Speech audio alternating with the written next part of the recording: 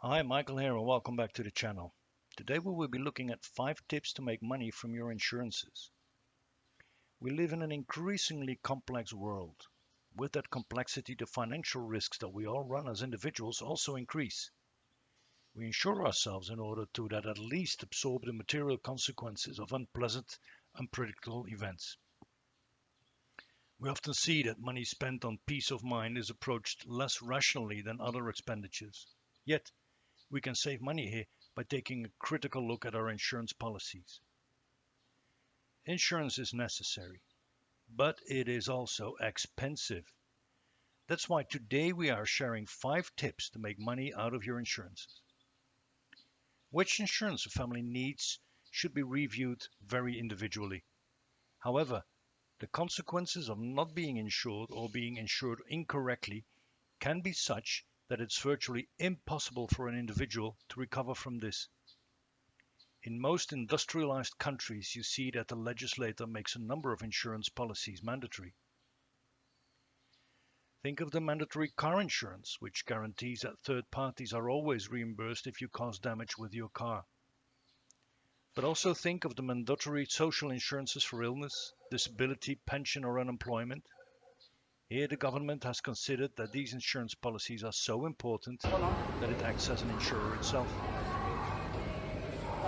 The annual insurance budget of an average family can easily add up to large sums of money. I once listed it for my family, not including the compulsory social insurances. I pay about 2,120 euros for a life insurance, basically old life provision.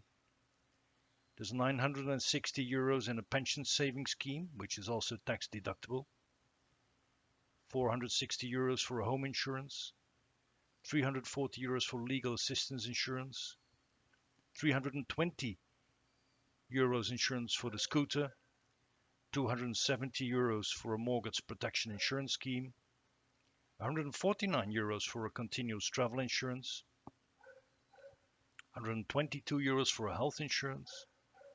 115 euros for the auto insurance, and I think, by the way, that you should switch this with the scooter insurance. Lastly, there's a small insurance for civil liability, which is particularly useful if you've still got small children or dogs that may cause damage in your neighborhood. After recovering from the shock, I did the math again, and I notice I'm paying more than 4,900 euros a year in insurances, and these premiums increase every year. Here I haven't even included the second home that's rented out, so double the amounts for the outstanding balance and home insurance. In addition, everyone in my street has at least 2 cars in the driveway, so often the budget for car insurance will also be a bit higher. How can you save? Well, first of all, make sure your insurance is on your mind. Especially with non-life insurance, but also often with health insurance, you can opt for different premiums depending on the deductible that you choose. Always opt for maximum exemption or deductible. Lower deductible results in a higher fixed premium. If you have no claim in a year, which we hope, you've paid a higher premium for nothing. Secondly, for some non-life insurance policies, floor rates can be found at specialized players who offer their insurance policies through the internet. Especially for car insurance, the premiums can vary quite a bit.